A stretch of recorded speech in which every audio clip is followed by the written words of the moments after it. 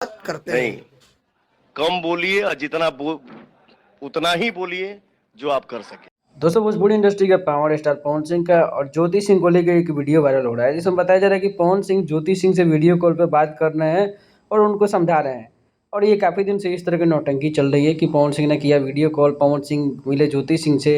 ये इलेक्शन का टाइम में होता तो कुछ समझ में आता कि चलो सही बात है, लेकिन एक दो चैनल है जो इस तरह का वीडियो डाला है, तो मैंने सोचा कि इस पर वीडियो बना लूँ कि ये अफवाह है। क्योंकि पवन सिंह का अगर वीडियो कॉल का देखिएगा उस पर फोटो, तो आप ध्यान से देखेंगे तो पता चलेगा कि इस पे किसी और आदमी को, किसी मतलब जेंट्स को वीडियो कॉल पे समझा रहे हैं कि कम बोलिए और उतना ही बोलिए जितना आप कर सकें। तो पवन सिंह ज्योति सिंह को वीडियो कॉल नहीं किए हैं, बल्कि ये जो वीडियो है फेक है। बाकी बात करते हैं, ज्योति सिंह के बहन की शादी थी, यानी पवन सिंह की साली ही लगेंगी, चचेरी बहन की शादी थी, उसमें तो पवन सिंह पहुँचे ही नहीं, तो क्या ही वीडियो कॉल करेंगे।